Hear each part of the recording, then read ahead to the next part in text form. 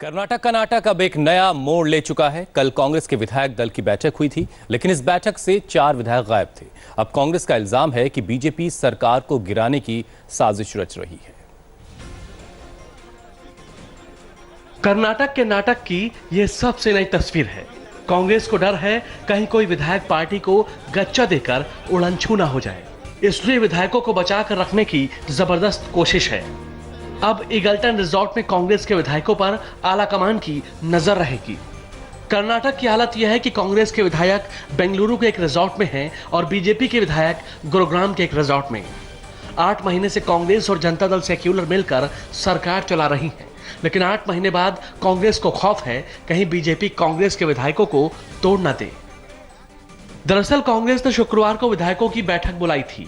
3 विधायक मीटिंग में नहीं पहुंचे और एक ने कहा कि वो बीमार है।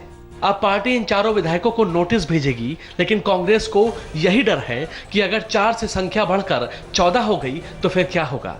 इसलिए यहां यह समझना जरूरी है कि आखिर जो सरकार पिछले 8 महीने से चल रही है उसे डर क्यों लग रहा है। अगर कांग्रेस या जनता दल सेक्युलर के 13 विधायक इस्तीफा दे दें तो बीजेपी की सरकार बन सकती है, क्योंकि 13 विधायकों के इस्तीफे के बाद विधानसभा में 211 विधायक रह जाएंगे। इसके बाद बहुमत के लिए सिर्फ 106 विधायकों की जरूरत होगी, जो बीजेपी के पास है। कर्नाटक की जनता पहली बार सियासत की ऐसी लड़ाई देख रही है जिसमें सरकार बन जाने के बाद भी सरकार सुरक्षित नहीं है।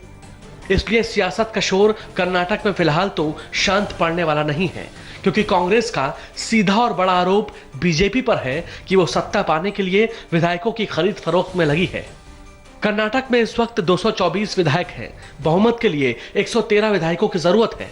कांग्रेस के 80, जनता दल सेक्युलर के 37 और बीएसपी के 1 विधायक मिलकर सरकार चला रहे हैं, लेकिन बीजेपी के 104 विधायक हैं और 2 निर्दलीय भी साथ हैं। मतलब अगर कांग्रेस और जनता दल के 13 विधायकों ने इस्तीफा दिया तो बीजेपी की सरकार बन जाएगी।